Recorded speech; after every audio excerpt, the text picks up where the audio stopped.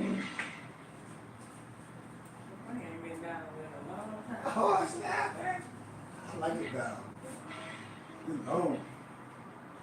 We were back down to where it's at. Peace, peace, peace, Noble Alonzo. Peace, peace, peace, peace. Peace, Noble Alonzo. Peace. Peace, Noble. Hey, tell Young Zoe we gonna get on him. We gonna tell Young Zoe when we get time. We tell him we gonna sit down and have a good conversation. What we playing? Yep, absolutely. From I was telling my wife, I was in that field. One of the clients I was dealing with, he passed for that happened to him. He thought it was a regular gummy, but it was laced with fentanyl.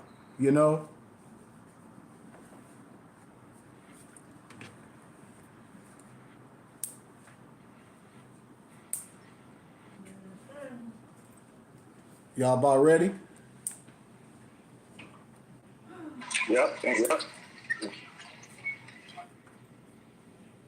So peace and love to Young Zoe.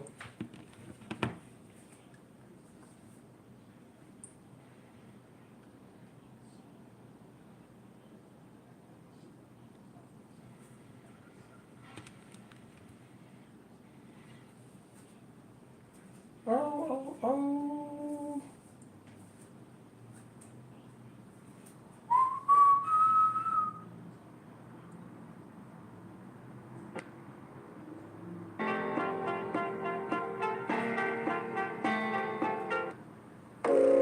mypdfbooks.com. That's books with a Z.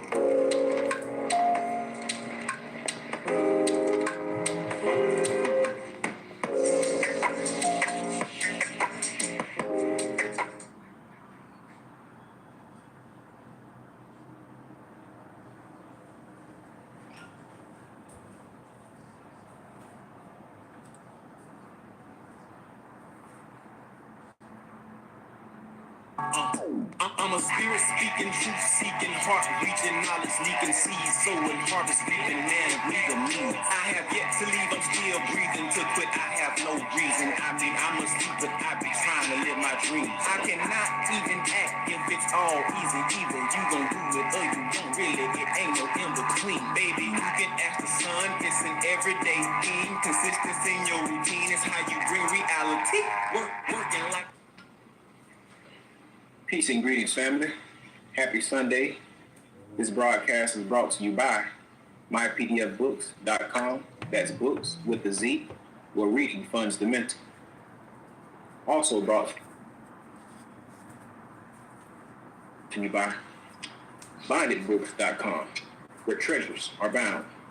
Be sure to check out My Out Son's Teas, the tea of teas, divinely prepared. Don't forget about those musical stylings by BH Bay Music. That's bhbaymusic.com.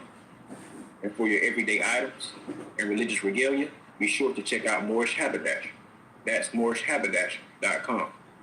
And for your everyday Moorish drip, be sure to check out moorsachi.com. And all of these companies are powered by ALO Design Pros. Design your online business strategy today. And without further ado, we introduce to you Sheik Kareem Goodman Bay.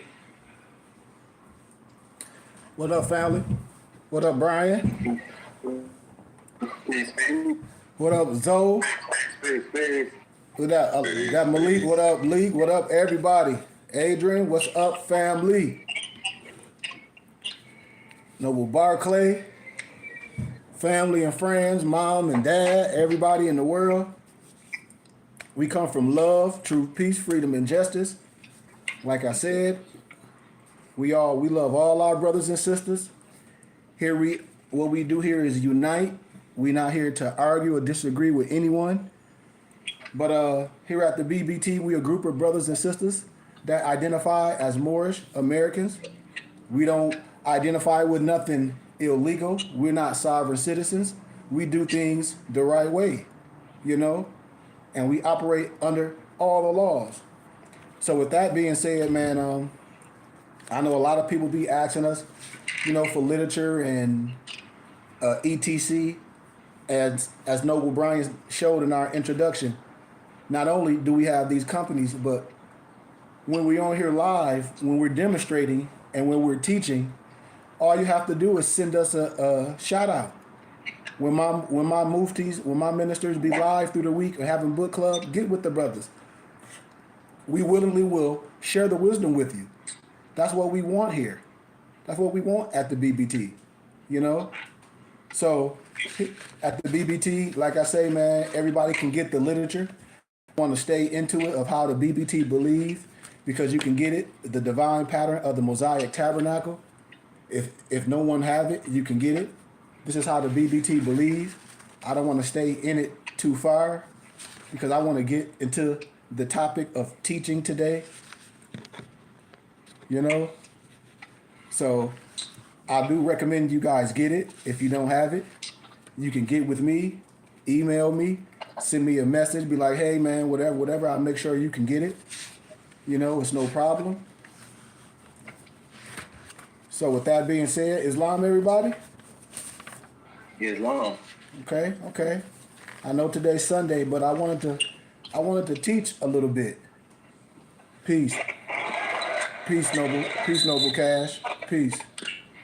But I just wanted to teach a little bit and just have a conversation with my brothers and sisters, because it's a lot of, how can I say it? There's so many levels of truth and falsehood. And the thing about spirituality, especially about what we promulgate here at the BBT, not what nobody else promulgate, because I'm not here to talk about what nobody else may believe in. All I'm here to do is give it to you and give yourself as a free person, as a adult, to be able to make any decision that you want to make, as a grown-up individual, to sit down and have a cipher and have a group of brothers and sisters that you can have some similarities with. And that can have a clear understanding, not to argue, not to debate, none of those things, you know? So I do recommend any of my brothers and sisters that may be new to our page, if you don't know who we are, the BBT, you know, I really suggest that you hit us up, get the divine pattern of the Mosaic Tabernacle and the Moor Salat, how we at the BBT believe and what we promulgate. And then we also have a plethora of books that we gathered and compiled that breaks down this Moorish science, breaks down the Fez, breaks down Sufism, breaks down the triple rows. And so that's what we do here at the BBT. And we're not here to tell no one or to convert any individual to anything. So, it's one nationality and many cultures. So now we should be able to come to some agreement on principles as we jump into the Beehive, the symbol of the industrious Moors. A lot of things I'll be wanting to talk about and share, because I've had the pleasure to be able to go to academia. Some of us have, some of us haven't. You know, and some of us don't have to if you're able to, you know, do research and be introduced to a certain type of understanding. But if other people that don't look like you and I, that say European Albion, Trelodike, whatever you want to call it, my brothers and sisters, and they're educators, and they know about Noble Drew Ali, and they have written books, why would we as a people sit up here and make a mockery or say anything about something that we may have only heard off the internet and not understanding any historicalness to who we are? I want to talk about this from just of understanding level, not to debate with anyone, because it's so many Europeans, whatever you want to, Albions, whatever you want to call them, brothers and sisters, that I know that wrote of Noble Drew Ali, Peter Moon. It's another professor called Spencer Dew. He wrote a book called The Aliyhites. And so it's so much, Peter Moon wrote about the Spandu mystery, and all in there, it talks about the prophet and some other high generals in the government and the military. So what I want to talk about today, brothers and sisters, is a little history. So Noble, if you can put the Beehive on there, let's go through a little history. Let's go through a little history. And this is the type of history that should be shared with our children. I hear a lot of stuff in the background. But this is how we should be sharing this information with our children. Giving them something to compare to have a conversation, to bring up things.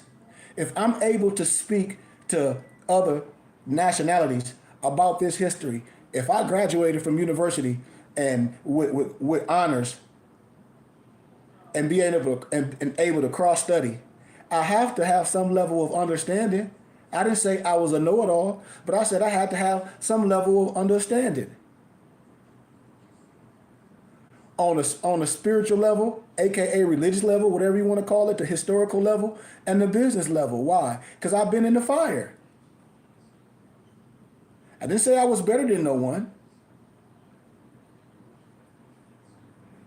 Understand what I'm saying? We're supposed to use, how can I say this? Like our Morris Quran says, Noble Brian, in chapter, 5? These are the tools in the toolbox. We're supposed to use our tools. So in this analogy, let's put the tools in the form of a man, in the form of a woman. Then that way, if I'm telling you I'm a tool, then you're supposed to use me. If you are a so-called Mason or a so-called noble, you don't see that I'm a tool? You can't see that with your eyes? You can't see that with your eyes. I'm telling you, I'm a tool. I'm telling people I'm your brother. Why do we look at each other with the form of, oh, he think you know? I didn't say that. I'm your brother. I'm a tool. You go buy a tool to fix a problem. This is what I'll be telling my people. If I'm accepted in any other houses, this is what I'll be telling every more that meet me on Instagram and everything. You might not like my candor, but I'll tell you, if you come around me, my spirit, my understanding, and the way people deal with me on all levels, professional levels, you will understand how we operate. And I'm in the so-called red state, which is Arizona. I don't have no problem. And all my muftis know it. This is what I'm saying. When I say this is a real demonstration. The demonstration is you and I, the life we live, the things that we do in our lives, the brotherhood, the children, the things that we do in our culture. We're going to speak on it. Because we could talk about the spirituality aspect all day, which I get, but it got to be some common denominator that regardless if you call it this or that or the other, okay, forget that. One nationality, many cultures. One nationality, many cultures. Okay, so if that's the case, excuse me. Now let's deal with some science. Because if I was in a Zulu dealing with Credo Matua, you wouldn't have no problem. If anybody know who Credo Matua is. If I was dealing somewhere else dealing with the Sheikh Moradine, Bamboo Falls, in another part of the continent, that's a Sufi, you wouldn't have no problem. Because they all understand the form of Islam.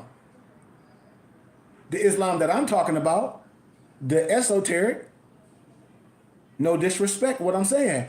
Everywhere I go in academia, dealing with other people that know a little something, that's educated, that have access to the research and to the information, no matter what nationality that they identify as, teachers, lawyers, judges, etc. They say you 100% right every time.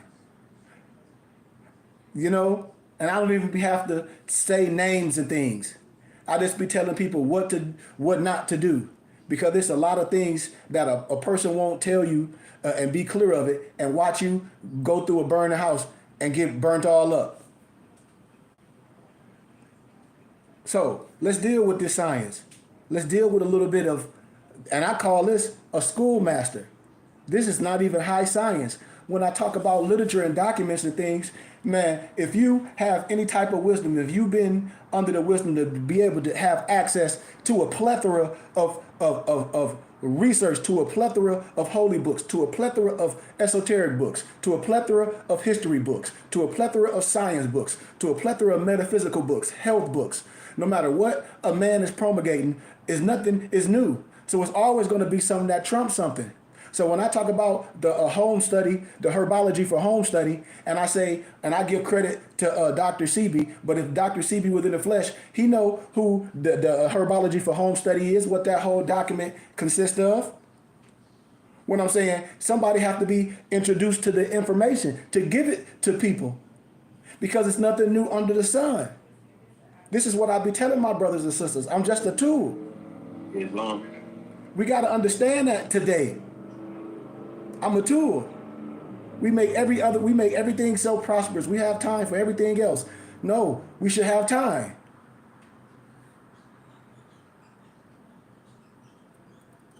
You know? So let's deal with this. This is why I'm here. I'm not here for no one to be jumping on my page saying, "Oh, can you nationalize me?" or saying some this and that and the other, or this and that, or you're not this and you're not that. No one can tell me who I am. I tell you who I am. Under oath. Declaration of Human Rights. Article 15, you have a right of a nationality and a right to change it. No one will be arbitrarily denied of a nationality or a right to change it. And the claim of child replaces the birth certificate. No, I have the right to do this. When I ask people about the House during Resolution 75, they have no idea what I'm talking about. So I don't even have to go on and on and on. So let's look at a little bit of symbology. This symbol of the industrious Moors, while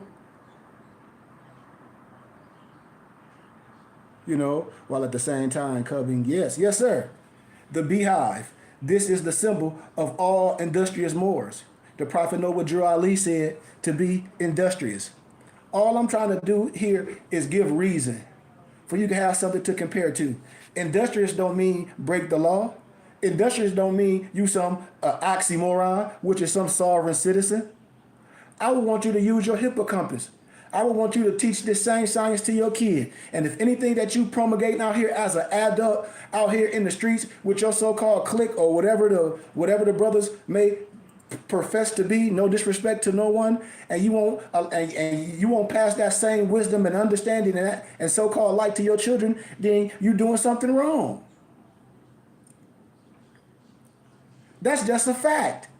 That's no slander or no disrespect to anyone. If you understand your divine creed and our bylaws, everything, if you understand what the prophet said, your ID for your salvation. Stop flashing your ID. It causes confusion. ETC, our divine creed, our proclamation. It don't tell us to be doing what these individuals doing out here. So when you look at this pictorial, the Moors of North, South, and Central America, referred to as Black, Latino, African, Indian, and West Indian, etc. Direct point. This is what I be trying to tell brothers and sisters. I say, man, you have to start thinking clearly when you read things. You have to start asking a lot of questions, and then the question should make sense. No one should arbitrarily explain anything to you.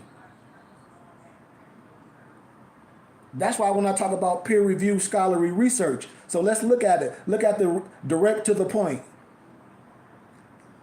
Look at what we're getting ready to look at. Look at this pictorial. The above labels were coined to conceal the true identity of the Moors by their conquerors. Just as Napoleon attempted to hide the Moorish features, this was the origination of the 21-gun salute. Have y'all ever heard of the 21-gun salute? Just like I showed y'all in the Battle of Bunker Hill, how they whitewashed Peter Salmon and Oliver Cromwell out of the Battle of Bunker Hill. And I showed y'all how they taught that at school. And we perpetuate this like we tell our children and other people that the so-called devil is beneath the earth and God is in heaven. And we play this up like the myth of Santa Claus. We keep a lie going and it passes on through generations. And see, what I be telling people, these are the conversations that I'll be able to have with people when they say, well, who do you speak with, Sheik? Man, I'm able to speak on college campus Man, I can show you all in the Netherlands and tell you the history of Swarty Pyatt, Black Pete. When I be showing people the Corsica flag, and it's just the Moor's head with the bandana.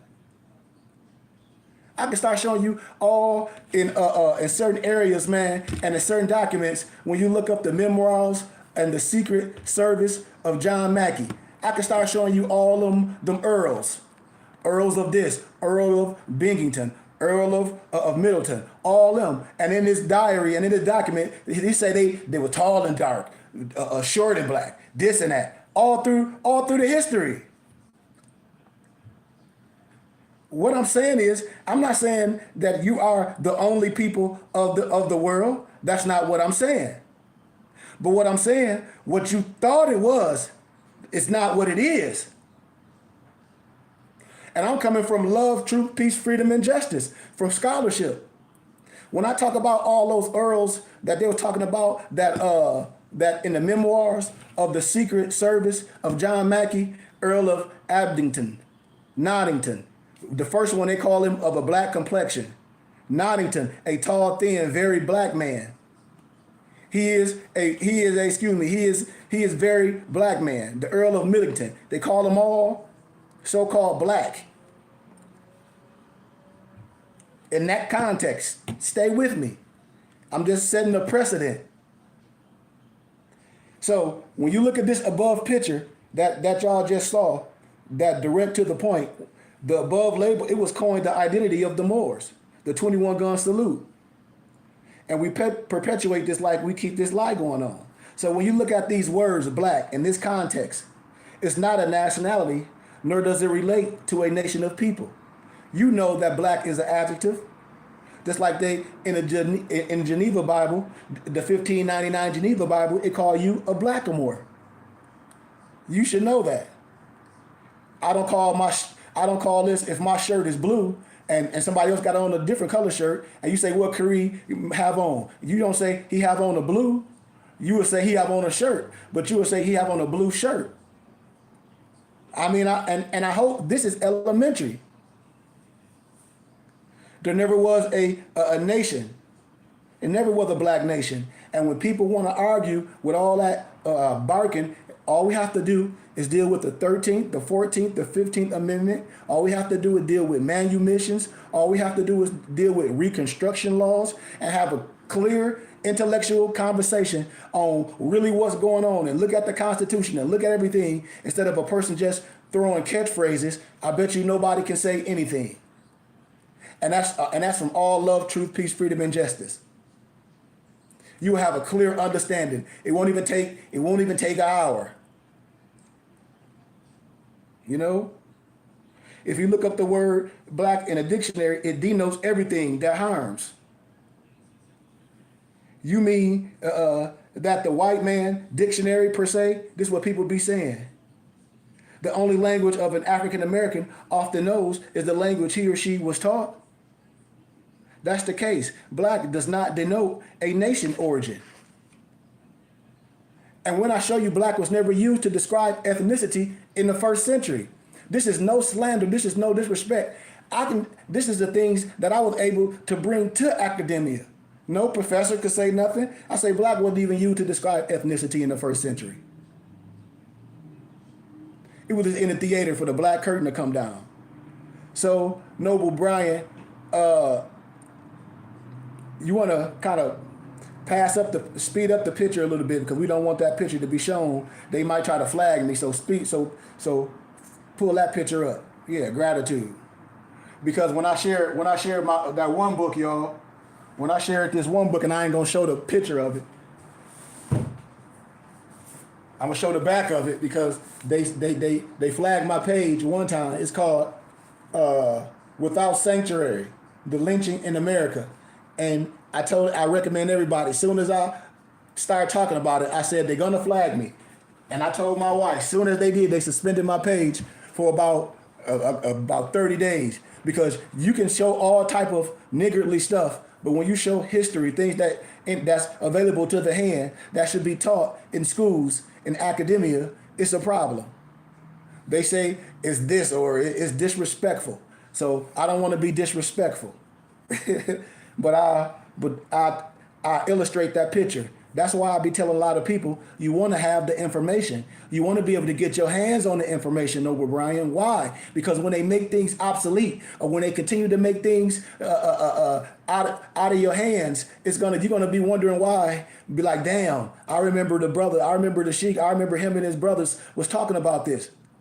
I remember he was talking about that book, Russian Icons, that's on Amazon for stacks, and they had it. He converted to PDF, and he'll print it or give it to me PDF. This is the cipher that I'm talking about. Why? Because if others think it's a value to it that don't look like us, that's educated, that's using this for power, why not us? This is what I'm saying. How to understand the understanding of who you are is very vital to understand the economic game. It goes hand in hand. You got to understand it. This is what people be saying. It's rules to this. And they don't understand it. We be trying to skip the rules. You can't skip the rules. But I don't want to stay too far in them pictures. I want to, even Ethiopian, you know, they didn't call you Ethiopian. You know, and they say these pictures are disturbing, but some of them pictures is slaves being branded. I can tell you where to find this stuff at. That's what I'll do.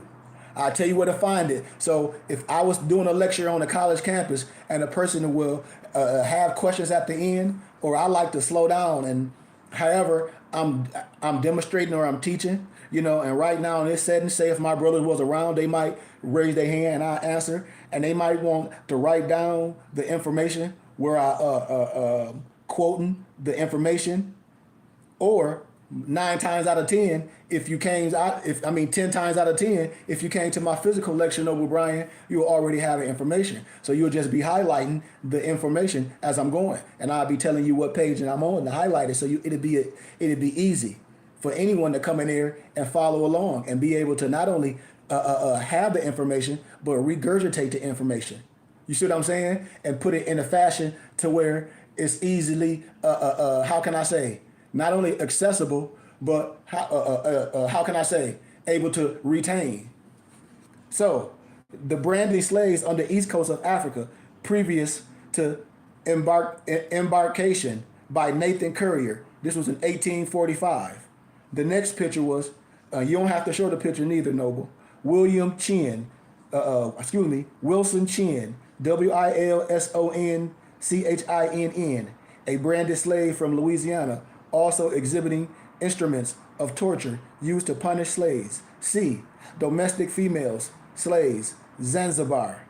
And so when we talk about the word Ethiopian, you were not Ethiopians because it meant the demarcation line of a, geographic location. The correct name was Abyssinia. And you now call yourself African American. So remember I told y'all Africa, no disrespect, was never named after a European. I did that lecture a plethora of times. You can go back on my page and see it. I don't have time to go all the way back and regurgitate all that information because it'll take up all the time that I'm demonstrating. But I'll be showing you how we can fall for fallacy. And then won't sit with a person to say, okay, well, here you go, and take this information and ask this question, and boom, boom, boom. And I guarantee you're going to come up with the same answer that was given to you. Why? Because not only I gave you the answer, I gave you the question, the answer, and where to find it, and the research. Why? To build what? The perfect tabernacle. Scipio Africanus captured a Spanish Moor, who he named the Continental after Scipio Africanus. So when we deal with words, Indian, the word derived from indigo, color stained or dyed. This is what so-called Christopher Columbus, whatever you want to call it, named the Moors, and by tribal names to conceal their true identity and bloodline. Remember in the 1828 Webster Dictionary, they tell you what an American is. Look it up for yourself. It says an American, the copper color races. And then it says more, but I want you to research it. This was a deal between the popes, the kings, and the queens, written in the law of conquest. And if you know anything, and if you know any these Moors referred to as Indians, they will tell you that they are not Indians, but that is what the so-called, the other man called them. So when we talk about things in history, when I was living in Tucson, that's I would say a desert area in Arizona. I met a lot of misnomer Spanish and Dominican Moors. I got a picture on my page. I don't know if y'all seen it with me and that elder gentleman had the shirt with the star and had Moorish American, Moroccan all on his shirt. Used to come to my store every day. I used to have my fez on. So what I'm saying is we should be operating under love when we have something in similarity. As I proceed, the Spanish were European descendants that also were following the law of conquest. They conquered the aboriginals of the portion of the land, killed off, no disrespect, the black, the brown, the so-called yellow, and the red, mixed their blood, and after generations produced a lighter shade. This is what some of the history says. Just like when you talk about mulatto, you can start piecing history together and start saying, well, what does a mulatto consist of? It's no disrespect. It's doing history. It's doing taking words and understanding that words are synonymous. When you understand, it's no slander to anyone, but you're able to have a clear understanding of what's going on. Think about it. Remember, the son always does the bidding of the mother. You know? Research when you see Merinos. You know? Understand what I'm talking about. You had dark Moors with Spaniards. Watch out, look, man, it's no disrespect to no one. They were, listen, they were there, but under certain names. Remember, Moriscos or Moros? Just like when we talk about names, and when everybody be saying, well, if we're Moors, do we have to get rid of our slave name or anything this? Because see, this is when I take information, and when I'm able to dissect it, when I look at it, I just don't take things for face value. And I say, okay, now if we doing anything history, because right now I want to teach and I want to show people things. I just don't want to go with the flow. No one, I can say no one named you, especially when I talk about your coat of arms.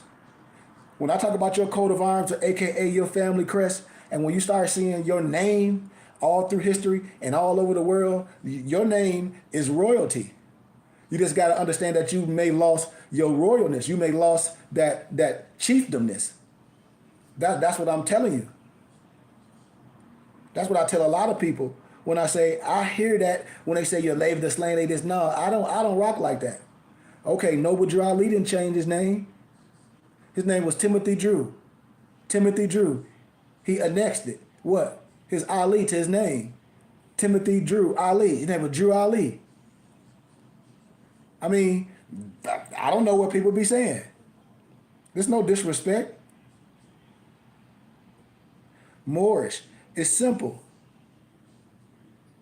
You know? Everybody know what this means. As we start showing pictures, you know, and pictures. Moors define the word Moor. I'm on the next page, Brian. Based on the profession and the you, not black, due to the meaning defined by Webster's Dictionary. Remember what I talk about words when you research things. When I talk about brunette. Do y'all know brunette is a copper color? Did y'all know that? Yes, sir. Yes, indeed. Okay. So we're talking about history here on a Sunday. Moors define the word Moor based on the profession and the you, not black, due to the meaning defined by Webster's Dictionary. So you have tawny Moors. Now remember, when I break down history in here, it say ARB, but as we correct history and linguistics, we know a true ancient Arab is spelled different. It's ARAP, and it's not a modern Arab, and it's no disrespect to no one. You can fact check me, get a book by get a book by Bertram Thomas. It's called The Arab. Get a book by Bertram Thomas. It's called The Arab. And then you can come back and have a real intellectual conversation. And the Egyptian Moors of a lighter hue. We must keep in mind that this was due to interracial relations. voluntary during the Moorish law of conquest. So what I'm here to paint the picture, I'm not here to paint a picture of this person is right, this person is not right. What I'm doing to show you is that you have a rich heritage. And you're not no slave, you're not no Negro, black, and color. Is there some people that identify as slaves brought here on the ship? Maybe so. I'm not here to argue that. We can talk about, but when you want to deal with the numbers and things and history and what was accounted for, you're gonna have to remove your feelings when you deal with me, because I'm gonna use your information against you, and I'm gonna show you from all the scholars, they're gonna show you it never happened like that. From love. It's a lot of Italians, Spanish, Russian, Turks, Germans, Jews with Moorish blood. Some will say that they have misnomer black ancestors, where many of them don't like it, but the truth expels the myth of a lie. The Normans were Moors. Research real history. It's no disrespect. They are the ones that built the Westminster, where they call England today. The Northern Italians has a percentage of Hannibal blood in them. The Moors conquered Spain. The so-called Latinos has a great percentage of blood, even though many of them classify themselves white on the application when asked what is their ethnicity. Just like a lot of people from the continent of Africa. Just like when I tell brothers and sisters, I'm not here to argue with no one. I'm not saying black is not beautiful. I never said that. Hell, gray beautiful, green beautiful, but black is not your nationality. Islam.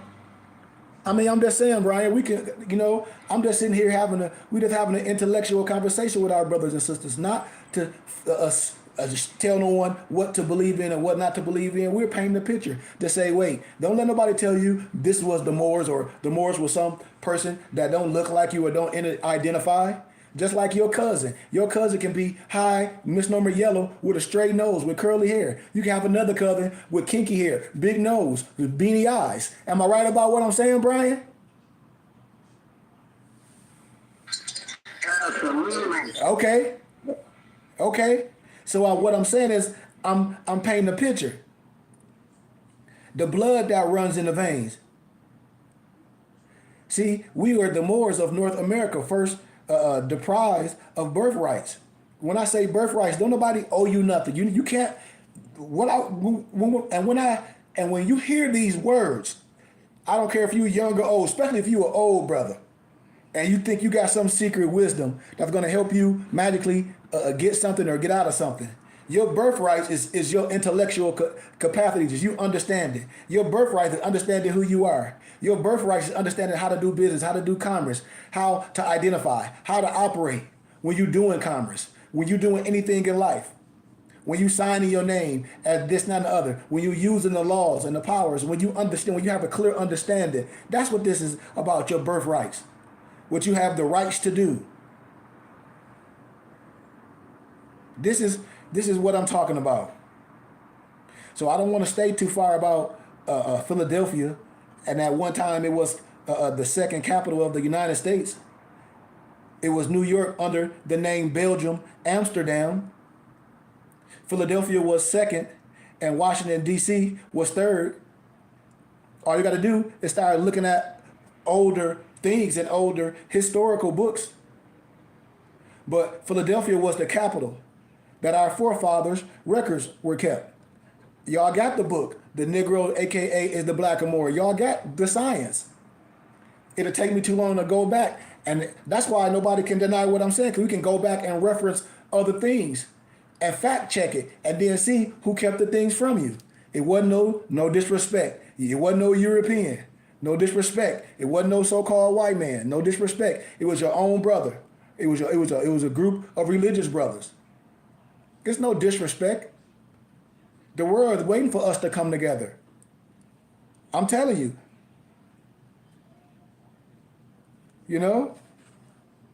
These is facts. Now, what's synonymous to slave, Negro, black, or colored? When people be talking about filling things out like the census, see, this is the stuff that I wanted to talk about today.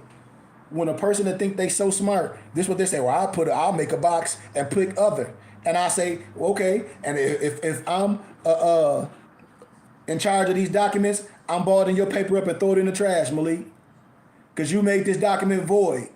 How? It's obsolete. You don't even. I say a circle on this document I put in your face. I said I told you to circle one. That's you. All that pertain to you. What you do, well, I ain't this. You trying to be slick. You gonna make a box and say other. Well, you made this document trash. You made this document trash. No disrespect. And if anybody with any wisdom and understanding tell you well, just pick black, it's something wrong. No disrespect. Something is wrong. This is the conversation that was asked for me to speak on. And was like, brother, like, could you please speak on yes, we understand the spirituality, but it gotta be something us as a people can come to. Because in moral science, we don't diss anything. But look at the Moors with the Bays and L's. When we talk about reclaim our surnames, when I talk about annex, nobody told you your last name was some slave name except a group of religious people. And we have to be honest. Who told you your last? Because my last name damn sure ain't no slave name. Now my last name Goodman. I don't come from no family of slaves. I come from royalness. I come from the Goodman family crest. I come from the Goodman coat of arms. What we talking about?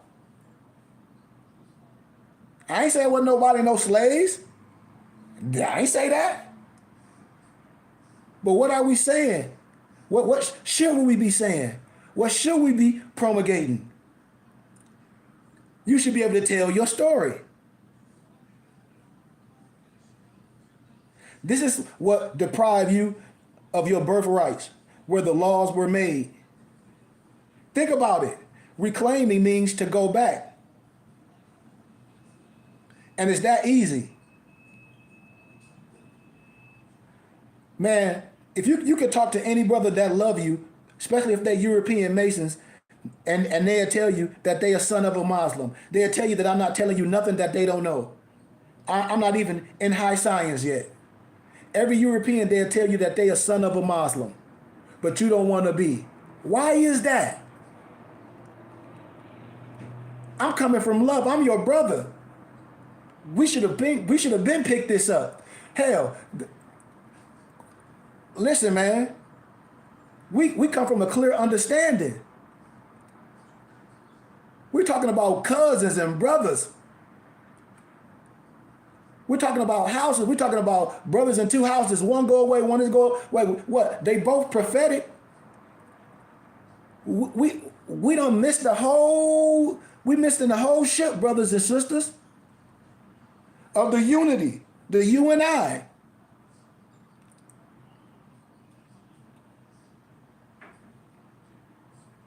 And we've been conditioned. Remember the movie The Rise of the Planet Apes? This was a good analogy that the author used. We are not saying that we are related, because we're not. But two examples denote this demonstration of conditioning. So this is what the author is saying. When the main ape, Caesar, opened the cage for the big ape to be free, he stepped out for a second and went back in. So the author is using other sciences from other authors. I take that as a state of conditioning. And in the Clock of Destiny, C.M. Bay says that. Said that Julio or Julius Caesar was a Moor. Just like when you start seeing different things and looking at things and being able to look at monuments, how they changed them, no disrespect, and whitewash things, you will be like, man, you will see how in the book of Maccabees, no disrespect, it said how the heathen, the Gentile, tried to whitewash themselves in the history books.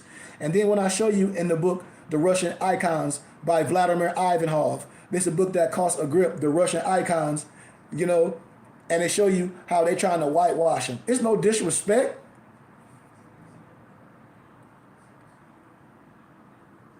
even after the second capital city hall presented us with the resolution that people refuse to reclaim their Moorish descent. You can go to any mayor's office in any city hall and with a clear mind ask them, what were Negro, blacks, and color called before the Civil War? Because they got the document in there. What I'm telling you why we don't operate and come together, because it's conditioning, it's fear, comfort, and ignorance, meaning not being aware of the subject that at hand. So when we talk about all these different names or identities, I wanted us to be clear today.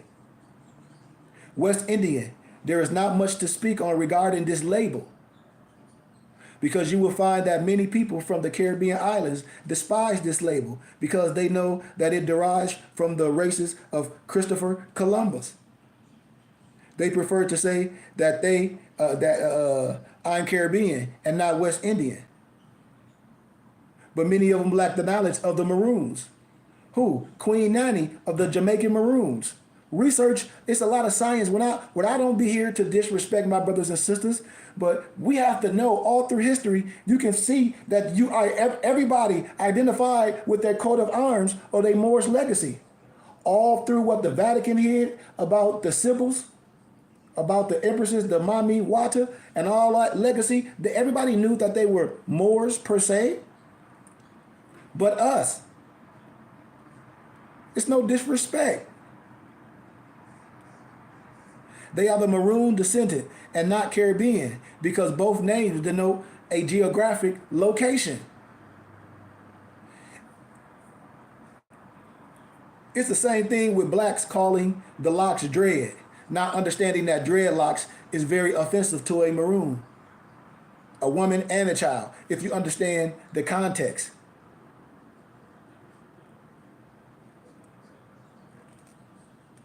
Moors, some of us, or some of you will say that the word Moor is English. But first off, you got to understand and you got to let it reveal to you about what you call the English language. A lot of time our conditioning made us a dependent thinker. The Anglo or the Anglican and the Saxons were German tribes and did not speak what we call English. But they spoke German, sprechen die Deutsch, and we speak a bastardized German, just like Yiddish.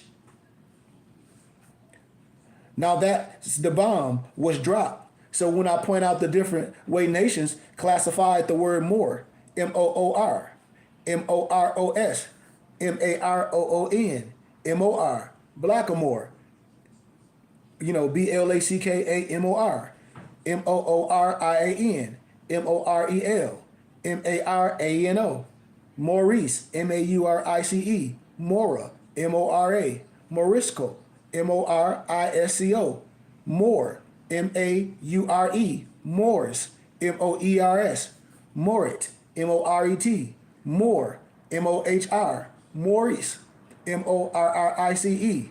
And if anybody love Dr. Joseph Ben Jokanan, I'm not saying nothing different from what the elder was showing us in his time, in his lifetime. Peace be among him. That's why I be asking more when we be sitting having conversations about things, and they say, well, man, yeah, I study Dr. B and I say, well, why you don't like what I'm saying? But the most constant thing in all of those names are the M and the R. You say what, Brian? I say the thing that remains consistent with all of those names are the M and the R. Yep, absolutely. So many African Americans dispute the word Moor. And when people be saying all the European, all this, I'm here to tell you, they know. It's only us that's out here making a mockery and making a fool of who we are and what we ain't, because we can't agree. I ain't met not one, no disrespect to nobody, I ain't met not one European since I've been in Arizona to disagree with what I'm saying. On a college campus, my Mormon European colleagues, my European Jewish colleagues, my Christian Jewish colleagues, the Presbyterian European colleagues, none of them, even the Masons, the Scottish Rite Masons that I know out here. They don't disagree with nothing I'm saying. Nothing. Not one. Not one. Because I showed y'all one of the colleagues when he demonstrated Noble Drew Ali, he gave homage to Noble Drew Ali on his 135th birthday. And he showed books and he showed documents. And he said, I don't know why the Nation of Islam and the Masons and all of them act like they don't know. Because they all knew. They had to be. And I showed y'all the documents where it was given to the Nation of Islam twice in history. We're not here to discredit nothing. What I'm trying to show y'all is we have this power. So if I'm telling y'all we have this power, what I'm saying, we have to resurrect it. The power is not lost. The power is not lost. This is what I'm telling my brothers and sisters. It's simple. Why, when two or more gather, the information must be shared. We're talking about energy. Think about what I'm saying. Look at this internet. This is power. It's us disputing the word. But if they did any research or study different languages, they will find that that in Europe, it was spelled and pronounced differently. But it all comes to we were last known to be of Moorish blood. This is what I want to teach today. I got a little bit more time. This list goes on and on. When brothers be talking about the clock of destiny and they say, yeah, I got that, but have you studied it? Have you understood it? To remove the veil of religious dogma, you should be able to take any piece of science and read it and dissect it, especially if you were a group. That's what group study is about. If you was taking one of my college courses, I don't separate the brain. What I do, I teach you the ground rules. I tell everybody in my syllabus, this is, if y'all want to study together, everybody had their notes and we operate as a group, because in life, that's how things are going to get handled. So everybody carry their own weight. You study together, you research together. When it's time to handle this real business, you are what? One body in many parts. This is what I'm saying. This is how the body works. This is what we're here. We're not here to discredit nothing. We're here to use the tool that's in our toolbox. So if you understand anything, it's in the clock of destiny. It reveals to you, today. Then ask a foreigner based on the language of the word more. Ask anyone. And the majority of blacks would not be aware of the history, because high schools and universities was and still is forbidden to teach this. They have a thing in academia, brothers and sisters, called a reading list. I know this for sure. Why? Because I graduated from academia. I had to go in the libraries. I had to go into the doctoral libraries. I had to reach out different universities in Europe and things and be introduced to their libraries and be an understudy of other professors and chairs of different division and make relationships. When I tell people I'm part of the Philosophical Research Society, I was able to get introduced to a plethora of wisdom. A plethora, And if they did, they would try to paint them in the image of themselves, like they did Yahshua, and the French did the Egyptian paintings. It's no disrespect. When I say in our Moorish Quran, the uniting of Asia, when I say you can't have no biased eye out here with the people in the world. Listen what I'm saying. Mexicans are Moors based on the clock of destiny. The history clearly explains as to why the ancient Moabites, the Moorish nations, are called Mayan, Indian, Inca, Aztec, Texans. The Mayan order of the Great Pyramid, University of Yucatan, was founded by the Moor, the M-U-U-R, the L-U-A-K-K-I-N-E-L, for the guidance of the generations of the Moorish nations to manifest upon physical, mental, spiritual, and metaphysical plane. When you research the science of life through the infinite cycles of evolution. Look at this pictorial, brothers and sisters. Queen Philippa, England's first so-called black queen. Remember, I'm just reading off the documents. They didn't use black in first century. So if we wanted to have a linguistic conversation, we would, and we'd be highlighting and underlining everything, but we're not doing that. But I just want to know and make emphasis of it. Don't get caught up when I say black. England's so-called black queen, the mother of the black prince. Philippa was the daughter of William of Hainaut, a lord and part of what is now Belgium. When she was 9, the King of England, Edward II, decided that he would marry his son, the future Edward III, to her and sent one of his bishops, a Bishop Stapleton, to look at her. He described her thus. And when he described the lady, listen what he said. The lady whom we saw has not uncommonly hair, betwixt blue, black, and brown. Her head is clean shaped, her forehead high and broad and standing, somewhat forward. Her face narrows between her eyes, and the lower part of her face is still more narrow and slender than the forehead. Her eyes are blackish, brown and deep. Her nose is fairly smooth and even, save that it's somewhat broad at the tip and flattened. Yet it is no snub nose. Her nostrils are also broad. Her mouth fairly wide. Her lips somewhat full, and especially the lower lip. All her limbs are well set and unmaimed, and naught is amiss, so far as a man may see.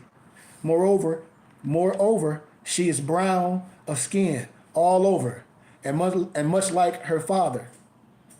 And in all things she is pleasant enough, as it seems to us. So for 4 years later, Prince Edward went to visit his bride. You know how the story goes. I'm breaking it down for you. Listen what I'm saying. And then the first child was called Edward. So they had children and all this. You know, I don't want to stay too far in the history, but you see the precedent. I'm showing you history. Philippa was a remarkable woman. Remember, she was very wise and was known and loved by the English for her kindness and restraint. She would travel with her husband on his campaigns and take her children as well. And when the king was abroad, she ruled in his absence. Remember, Queen's College and Oxford University was founded under her direction by the chaplain, Robert D. Egglesfield, in 1341, when she was 28. So I want y'all to see what I'm showing y'all. So write this name down, Mark Washington, because we got a little bit more time. We ain't even got deep. We're going to show pictures. And that's really important because a lot of the empresses be looking like, okay, where are we? Where are they in history? You know what I'm saying? As far as people that represent them. You know what I'm saying? And it says right here that she helped or added to England's culture in that time span. Noble. Our empresses all through history. When we talk about Empress Verdice, El Tunic, El Bey, or the Washata, the young D.I. Moors. What we talk, our empresses all through history. And then what the Catholic Church tried to dismay is the symbols. When you research the history, we must be able to tell our story of our rich history and our culture. Moorish nobles, these are referred to as black nobles. Some Europeans classify black nobles to be so-called white, but upon research you will find differently. So think about it. No disrespect again. When you have a different color Messiah in certain Bibles and homes of Moorish people, you know, even Dominicans and so-called Puerto Ricans, I met a lot of them, and they was under a spell, but came to understand it. Because indoctrination was a practice among many to control the Moorish nation. Many woke up, but many refused to do. It's just like today. When we show pictures and go back, ain't nobody paint no picture of somebody that they didn't see. Ain't no Italian artist paint some picture that they ain't see. Ain't no Italian paint no map with Mansa Musa in the middle that they ain't see. As we start dealing back in history, but this is what it was. A Moabite Jurian of Sterrick, 1619, 1673. Most people do not realize how many pictures exist of Moors in Europe. All you got to do is research The Ancient and Modern Britons by David McRitchie. Why the Love of Moors, names, family, crests, geographical indications, all references to the Moor, according to Codefree. As a response to Codefree, he writes, part of the Mortisburg treasurer in the Renaissance with a gold and silver cup in the form of a Moorish head. You see, just like I got the Moorish head on my turban, which was used at highly nobility marriages. Why the Moorish head? The Moor was apparently in high regard. And we have decided to share this with the Moorish brothers and sisters regarding the misnomer, and I like to say the black nobility in Europe, especially.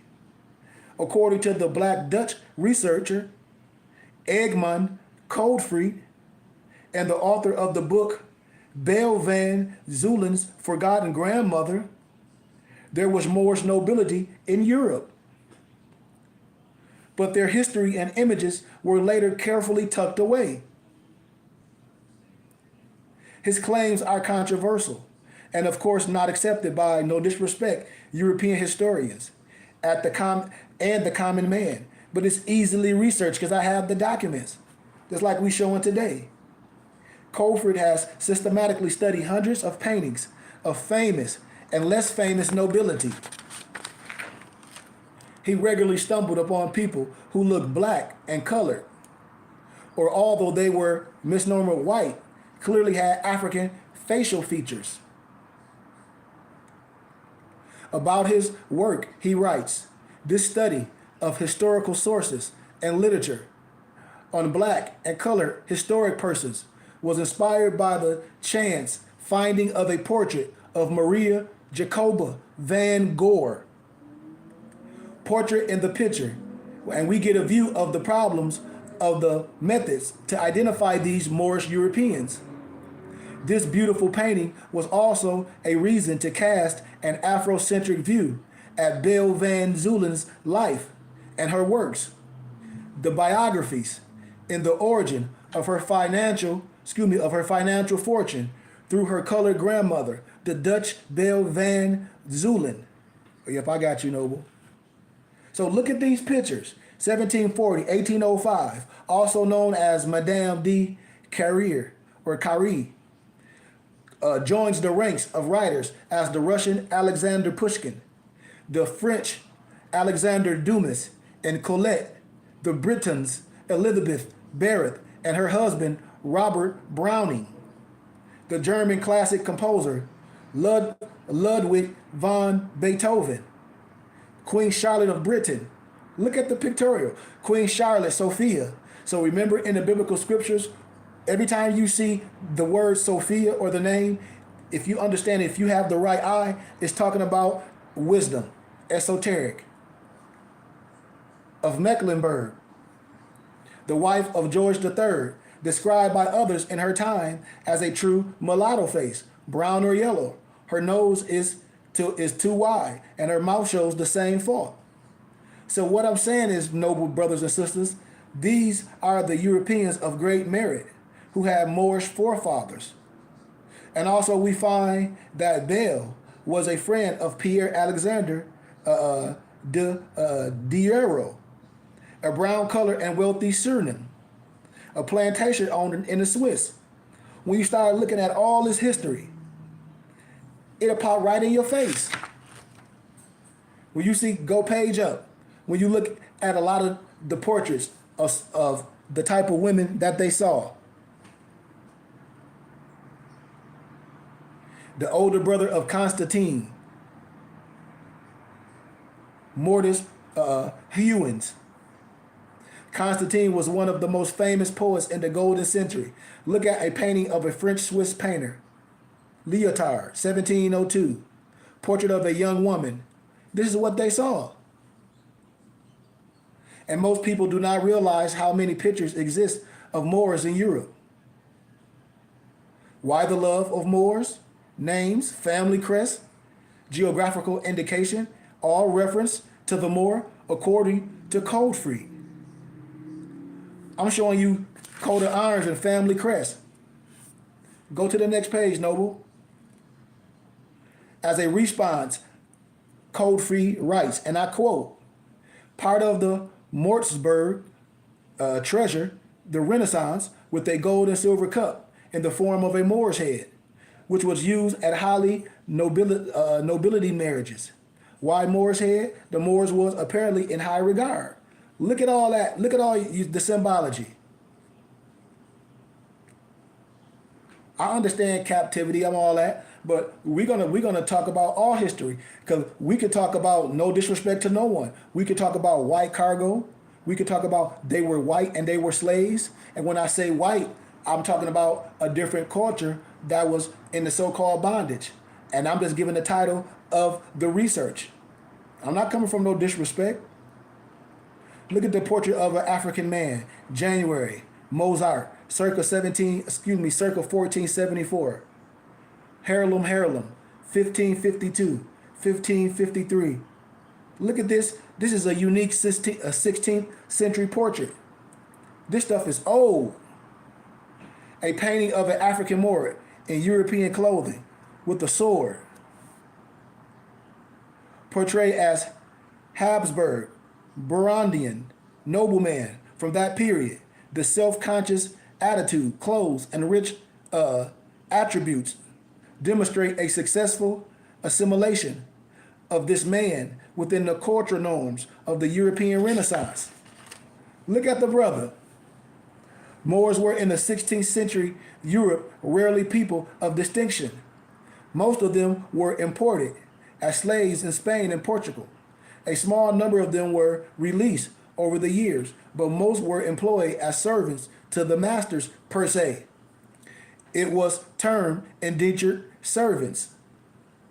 Only the Congo, which in the late 15th century was so-called Christianized by the Portugal, had a special status as a black kingdom, of which the elite was educated in Portugal. Some colonies made it as scholar, clerk, musicians, jesters. Most remain employed in subordinate occupations. So I'm just showing you all through history where you were. And you did have Moors that was converted to a certain lower understanding of Christianity. Some were forced and some voluntarily due to conditions. So what I'm saying is Moors all through ancient Britain. Moors referred to as blacks, Negroes, West Indians, and Africans, all colonial labels placed on us. That's why I say if we can agree to give all slave labels back, because I'm down with reparations too. When people be asking me, oh, what, you ain't down with reparations? I didn't say that. I know a Negro, black, or color, or African American is not going to get any reparations. And as long as you identify and self-identify something that's synonymous to slavery, the only people and the only person that ever got paid for a slave here in the Americas is the person that created you. That's why the European, no disrespect, wrote the book, The Negro is a Beast. And they study that from scholarship.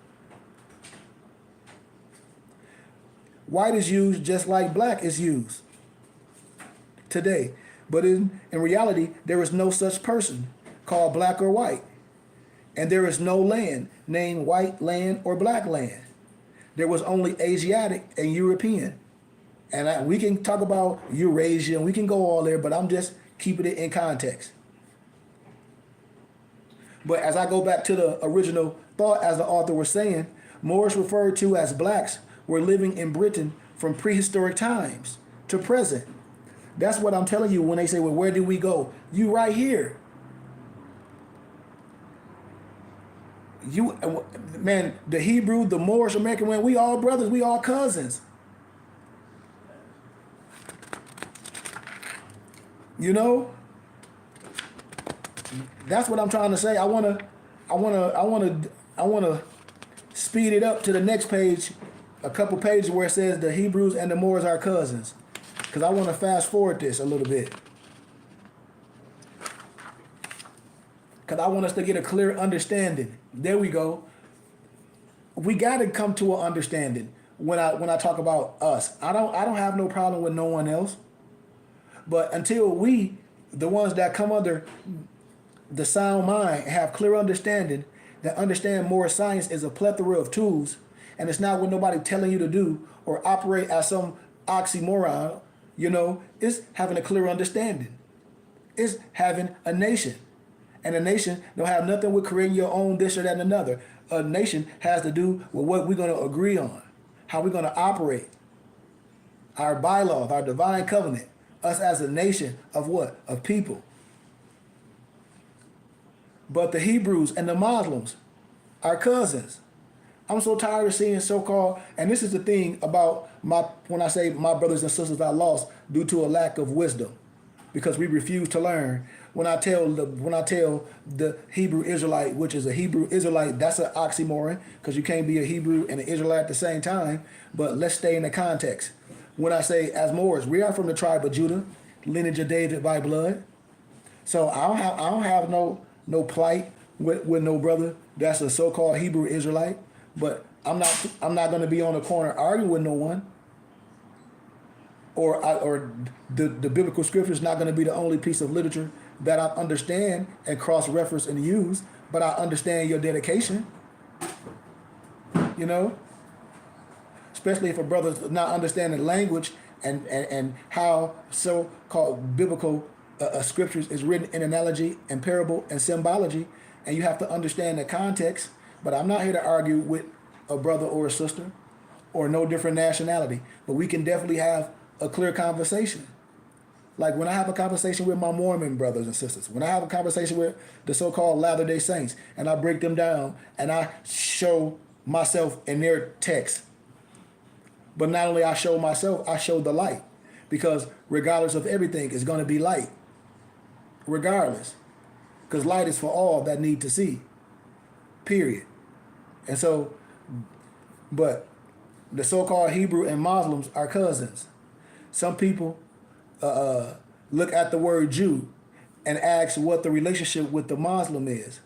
Well, didn't the so-called Moors or the Jews, okay, they said the Jews ruled Spain for almost 800 years. Well, if the Jews ruled Spain for 800 years, then you say the Moors ruled Spain for 800 years. I hope you know you're talking about the same people.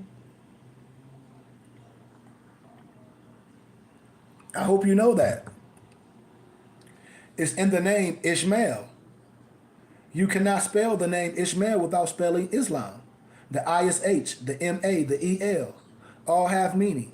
If you study the clock of destiny and you operate and understanding signs and symbols, and you understand how to put this life cipher together and resurrect not only yourself but everyone around you and your thought process, you know, the Anak was a misnomer black giant, a descendant of Canaan, the youngest son of Ham. Ham was widely believed to be the ancestor of the Moorish nation. The so-called word Jew does not pertain to a race, nation, or religion. It pertains to a rite of passage. Moors do not hate or dislike no Jew of no fair skin with blue blood. Moorish Americans that understand this and understand the science, we understand that we have common grounds of discomfort and success. That's just what it is.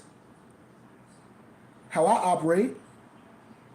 And if you understand the clock of destiny, especially in book 2, you learn that no such people exist. You know, even in when we talk about doing extensive research, when we start looking at writers and historians that we may never heard of, that's done the work, that look like you, that maybe was living in a different continent, like Sheikh Anta Diop. And when I talk about John Henry Clark, a lot of Sheikh Anta Diop work, John Henry Clark translated to English.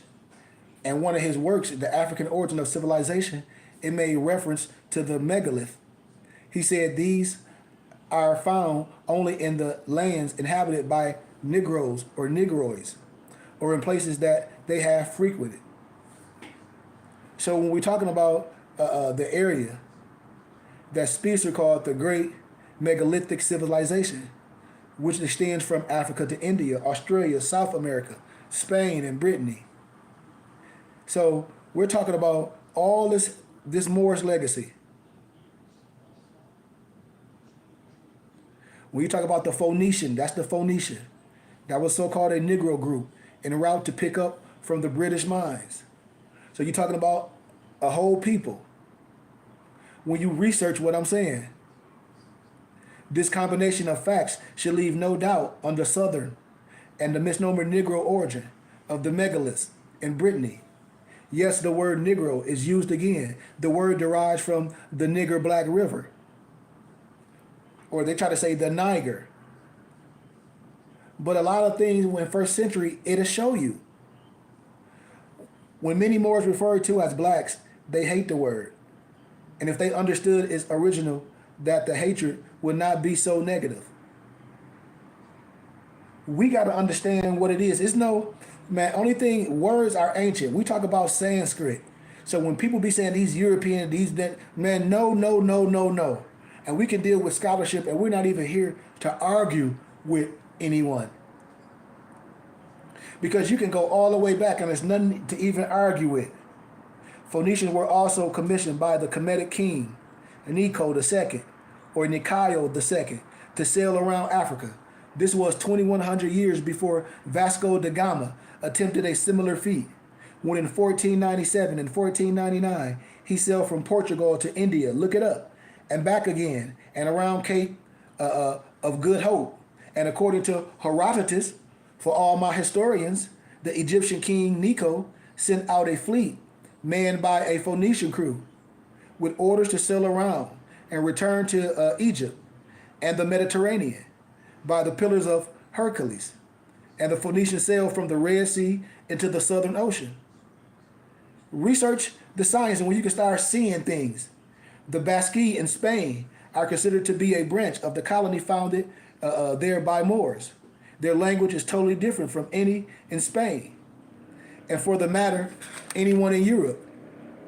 When you start looking at these pictures, page up noble of people in ancient times, when I say, when you understand your Moorish history, your Moorish legacy, you should not be out here acting as no sovereign citizen. You should not be breaking no laws. You should understand the richness and the wisdom that you have.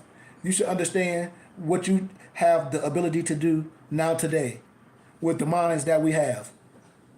Remember, Moors are also mentioned in Welsh folktales, such as the story of Peredur, Peredur, in the Babylonian. It's sometimes referred to in the unflattering terms as ugly, giants, mishappen, and oppressed. Because when you start researching these words, y'all, you have to be like, remember I told y'all words have synonyms. You have to start researching this stuff. And you will start connecting the science. And then you can start going over to Europe and go to the museums, and you will see all of the Moors in their museums. Copper color. All in the Russian icon museums. Copper color. The original knights of Europe, including the knights of King Arthur's Round Table, were dark olive. There was a Moorish Gorman who ruled Ireland at that time of the Anglo-Saxons. There were also Moors amongst the Vikings. Remember, I'm going to give you reference. Here go another reference. Purchase the video Longship or Google it. The Longship, they might have it online. If not, I can pull up in my documents. The first king to unite Norway was Moorish. He was known as Halfdan the Black, Halfdan the Black. He was not called black simply because of the color of his hair, but because he was dark-skinned. An other term for Moor is blackamoor, meaning black as a Moor. You can research this in Nature Knows No Color Line by J.A. Rogers. I'm just setting the precedent. Authors, scholars is telling us this. The Roman Emperor Septimus Severus, who led a conquest of Britain, was a full-blooded Moor, born in what is called today as North Africa. The original name on very old maps, every military map, was called North Mexi, M-E-X-I, Central Mexi, and ETC. Research it. And the premier had this map years ago. I have to put it up in my files. One of the Moorish Vikings was also known as Thorhall, living at the time of Eric the Red. He was among the crew that took the Vikings to the shores of North Africa, north of Maxima, before the birth of Columbus. He has been described as a large man and strong, black, and like a giant, silent and foul mouthed in his speech, and always edged on Eric to the worst. He was a bad Christian per se. Also, the Moorish Britons were sometimes referred to as shameless Irish robbers, and the word Scot came to be synonymous with vagabond. Mafia was originally applied to Moors. So what I'm showing y'all, you see the so-called blacks never had history besides what slavery here in North America permitted them to provoke. That's what I'm telling you. I get another book. I get so much history, man, to show you. The One World Tartarians. The European is going to agree with me. I will show you none of this. It happened like that historically. The European is going to agree with me. If it was 200%, 200%. And he's an educator and a scholar. And first century, they got to mark their landings, just like the cartographers did, the map makers in first century. You know? Black historians go back to only slavery in North America. The proper term to apply to these blacks in order to find their true history would be Moor, Cushite, Olmec, Spaniards, and later Arab. But in Vladimir Dale's dictionary, his ancient dictionary in the 1800s, Arab is spelled A-R-A-P, and the A-R-A-P is you and I. It ain't no disrespect. I'm not talking about a modern nothing, but I'm talking about the times, the legacy, how you were whitewashed out of history, and how your royalness was taken away, and some given away willingly because you didn't know who you are. Think about what I'm saying. It's not for nobody to tell you who you're not. It's for you to identify who you are. But you identify with slavery. That don't make no sense. You know?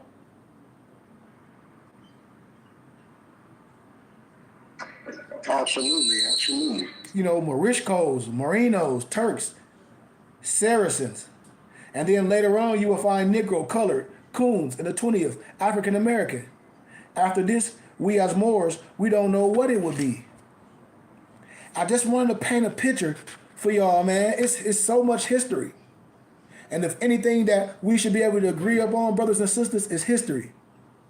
The origin of the word blackmail, David McRitchie, tells us that the expression applied by the inhabitants of Wales to the tribute exact from their prince Meredith by the Danish pirates, the Black Danes of the year 987 AD, virtually signify blackmail, and moreover the tribute of the Black Army precisely phrases the tax paid by the Theodosius to Ruglius, king of the Huns, 5 centuries before.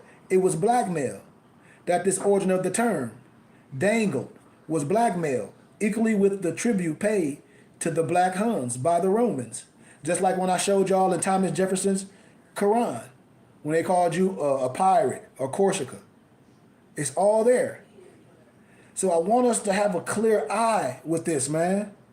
Look at all this rich history when I say we got to stop arguing over things that make us look stupid, especially religious books. That's the thing we definitely have to stop. Because if we can agree to things on the exoteric understanding of the biblical scriptures. Yes, you have different tribes in the Bible, and you have different families. Yes, okay. So then that's how we should leave it.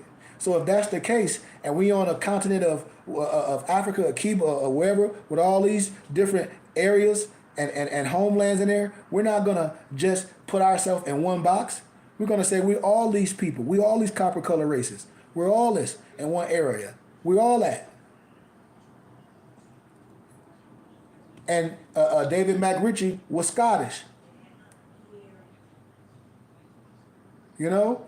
And he tell you that the Alpin, the father of Kenneth, MacAlpin, Mac means son of, was half Scottish black and half Pictish black.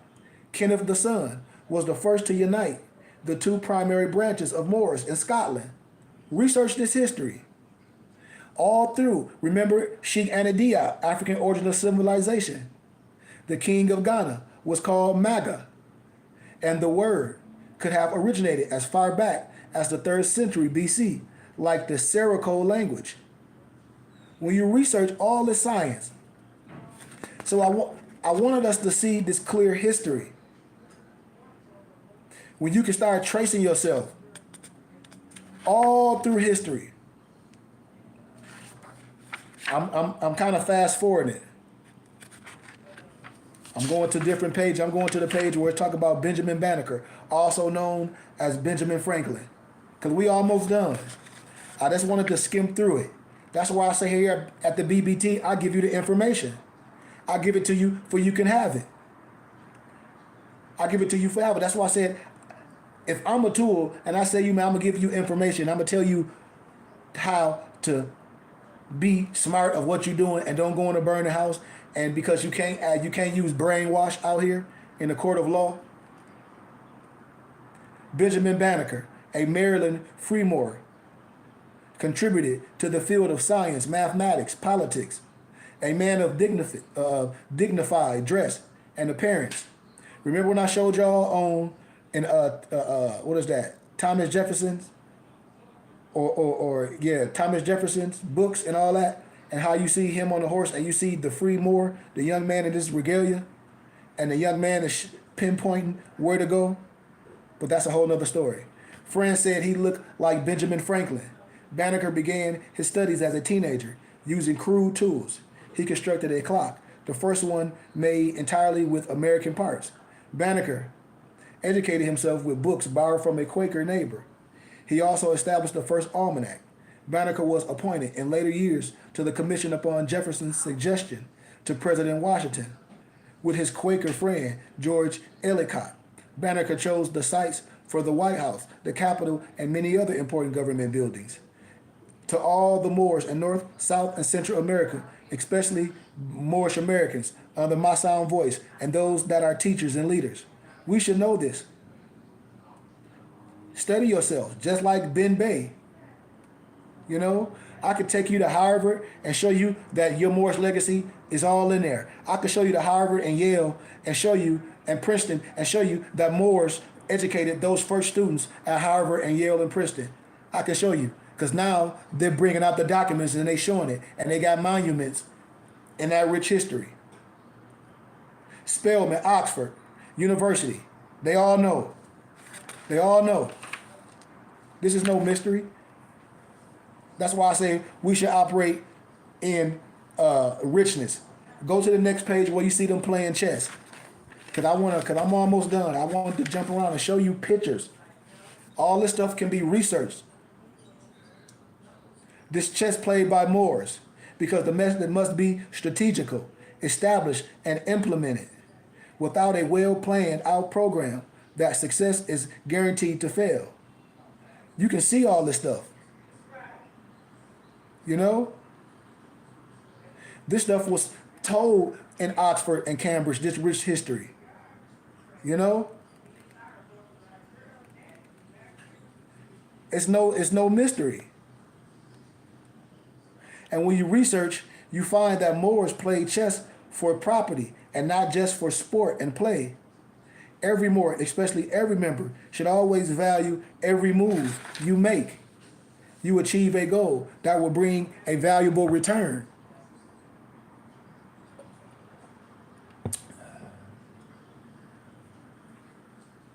We got to understand this, man.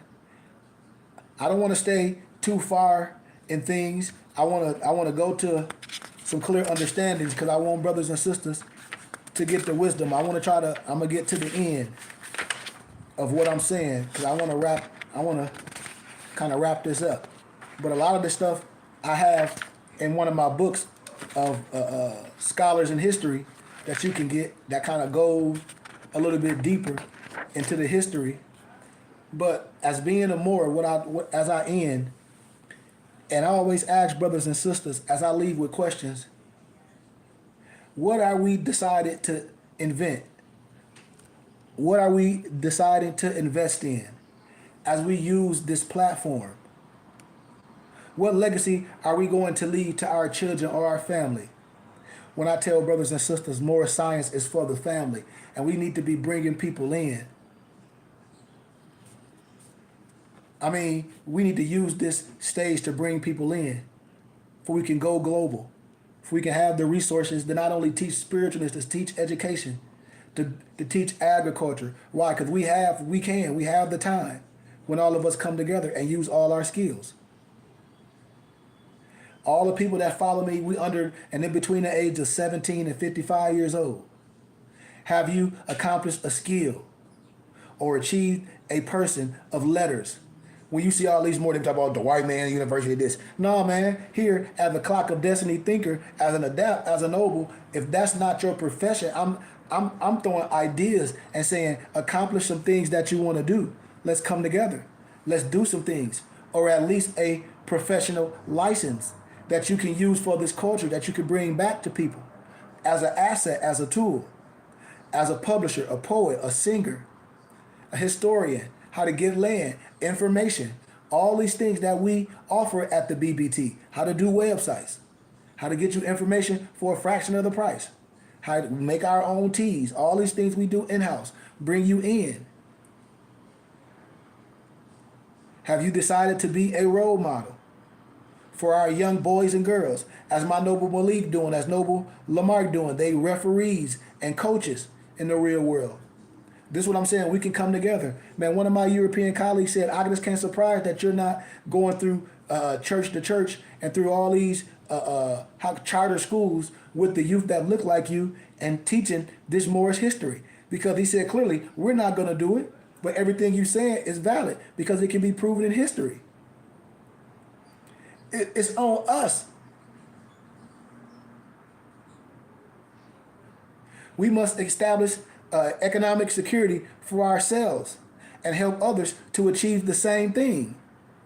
I can't say I have a key, Noble Brian, or any of my nobles on here, if I'm not going to share the key. That doesn't make sense. You know? Are you maintaining a good credit score, which determines character in so-called today's society? Some Moors don't believe in credit. That is respected. But the truth of the matter is, unless they are absolutely so-called sovereign, I didn't say a sovereign citizen. When I say absolutely sovereign, that means you don't got to buy nothing from nobody. You don't need nothing. You eating your own, you growing your own food, you're making your own draws. You got your own stuff. You're totally dependent on yourself. They will find life to be very hard for them. See, people be getting sovereignty misconstrued. It means being self-governed and not have to rely on anyone or thing. An example is the Amish community. You say what, Noble? I said a good example in current times is the Amish community. Yes. So when I speak about things and I say I don't have a magic wand, but I do have, it's a system, and everybody can play a part in this system, and everybody can sit down as like minds, as students, and learn the strategy that I have. The house is already built, and I've done this economically, educationally, historically, spiritual-wise. So now it's time for all of us to sit down, to walk out the house in synchronicity. And then once we understand who we are as a group, now it's time to do business. With who? With each other. With each other. And now it's time to do business with each other. This is what I'm saying. Unless you're totally sovereign, then I don't want to hear that you're going to diss economics. Because in the biblical scripture, Ecclesiastes chapter 10, 19, wine is made for laughter, but money trumps all. It's a tool.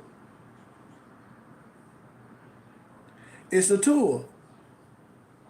And so that's what we have here at the BBT. It takes finances, it takes donations, it takes people to do what we do and come together and look at this as a body and sit down. And that's something that we offer. And so that's what I want to share with my brothers and sisters. We have a culture. We have a rich Moorish culture. We are researchers. We are scholars. We are educators. We are divine ministers. We are intellectuals. We are husbands, fathers, sons. We are a community. And we work in a community. And we should be anointing our brothers and sisters that have those specific skills. So with that, Anybody got any questions, man, as we close?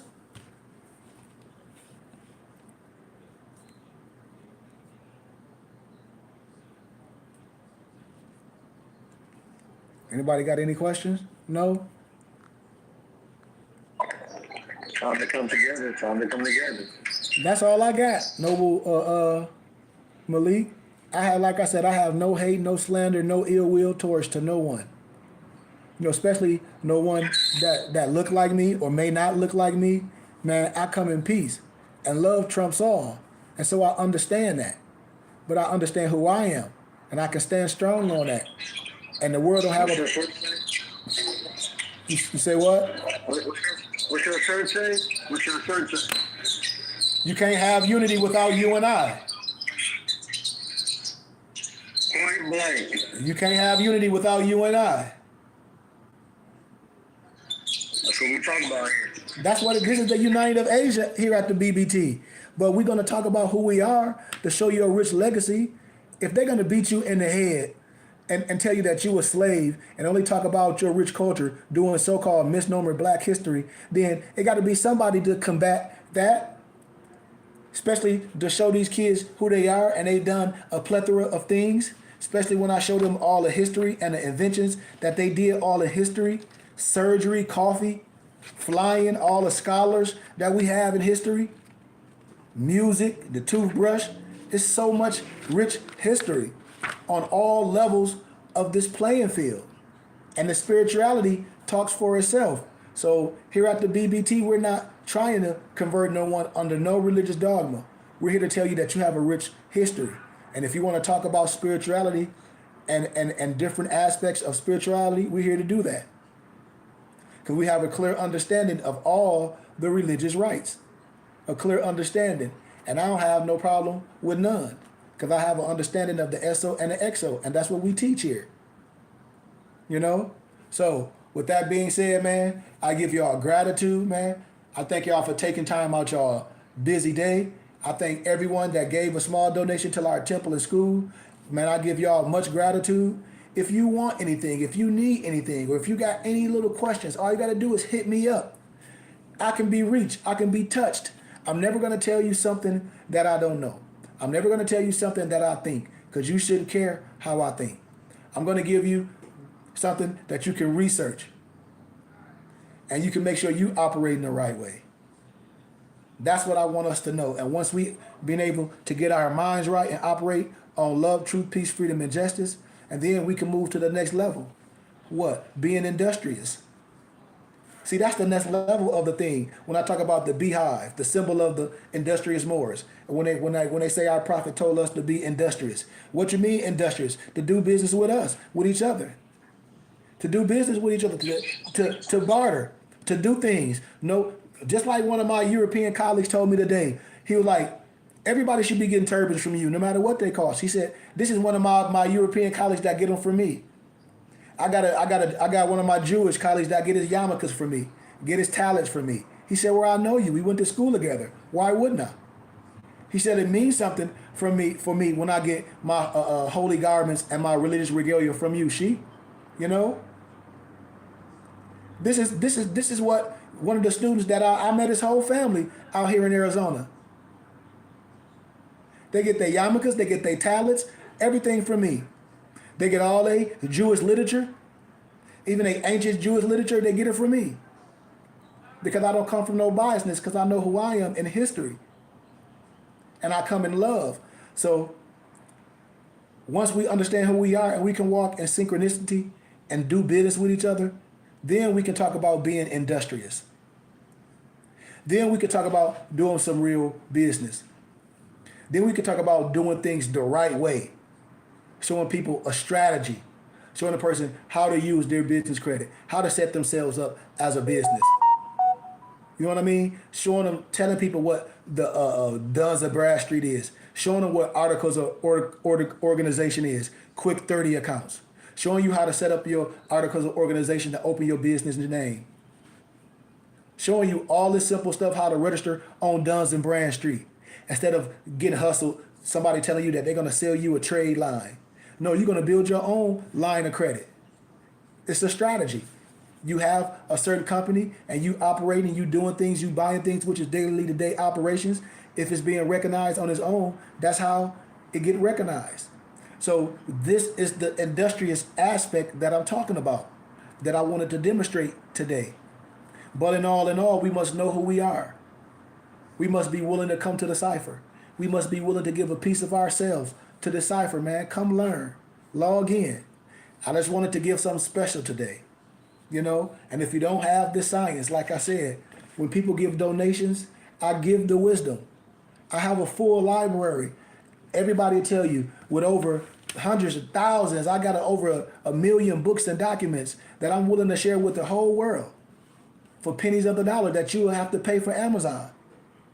I give you a lot of stuff for free when you support. This is what I want everybody to know. You know, I give you things for what? For small donations. Because if you donate to me and if you donate to my cipher, this is what I tell people. I don't care if you donated $5. I said that means so much to me. Why? Because you could have did anything with that $5. But I know the strength in numbers. Just like I know if 1 million people give $5, what we rocking with. I know if 10,000 people give $40 a month, I know what we rocking with. I know how to add up at the end of the year, we rocking with what, $4 point some million. So I know it's strength in numbers, and I'm a good steward. But I have something to offer to y'all, and I'm not no gatekeeper where I'm going to keep this information from you, or I'm going to charge you X amount of dollars for any wisdom. I just wanted to speak from the heart today. Yes, I do have companies where I sell items, and I sell our regalia and books and PDF books and hard copy books. But when you connected to me, I'm willing to give. If you're willing to support, and I'm willing to give you way more. That's how this relationship works with me. And everybody that know me personally or know how I operate and been in my presence, they know that that's the truth. And that's how we roll at the BBT. The information must be shared. Group economics must be shared. We're not here to diss anyone. We don't have no TV show and we act on here arguing and rapping. We're not on here to diss any elders and say powernomics don't work. Have we used the concepts and have we came together as a people and really illuminated the concepts to make it work? That's what this is about. So that's what I want people to understand about being industrious. Everything that you do in life, I hope you making $1. If not, you total sovereign. I hope we understand about being industrious and creating. Oh, so it's only the other people that can create. So that's what I want us to understand today. No matter if we can't agree on our spirituality, which we should as Moors. If you never read the Moorish Quran, our noble Alonzo, he breaks it down. Because the Moorish Quran is not what you think it is if you never picked it up. I tell people you have to be willing to do the research. You have to be willing to deal with the right type of individual or the right type of groups. It's always a type. That's how we know about the higher and the lower, or the exo or the exo, or the above is below per se. How? Because we have to have some understanding of the two manifestations. This is what I'm telling people, just like the analogy of a clean glass and a dirty glass. I'm opening up my doors for brothers and sisters to share this, to come in and ask questions, especially if we identify as Moors, or if we don't identify as Moors, or if we have any questions, or you have any concerns, or someone trying to have you do something and you know your heart really telling you like, man, I should ask somebody, but you don't have the connection to ask. I'm here right here. I'm here right here. You can hit me up at any time, long as you make sure it's homage going on at the same time, long as energy is transferred when you're dealing with me. Don't use me and I won't use you, but we can be a source. And that's what I want to share with my brothers and sisters. I love everyone on here today.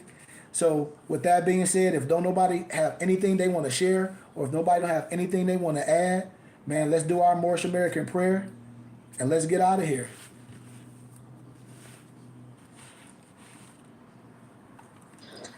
Allah, Father of the universe, Father of love, truth, spirit, and justice. Allah, my protector, my God, my foundation.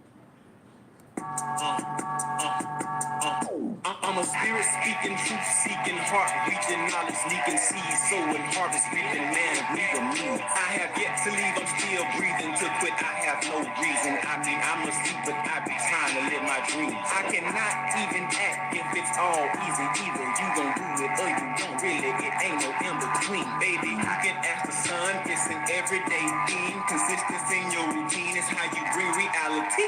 Working like a slave, that's how I made this masterpiece. Living like the God, I lay at night, I rest in peace. They remember me, but I am not who around the beat.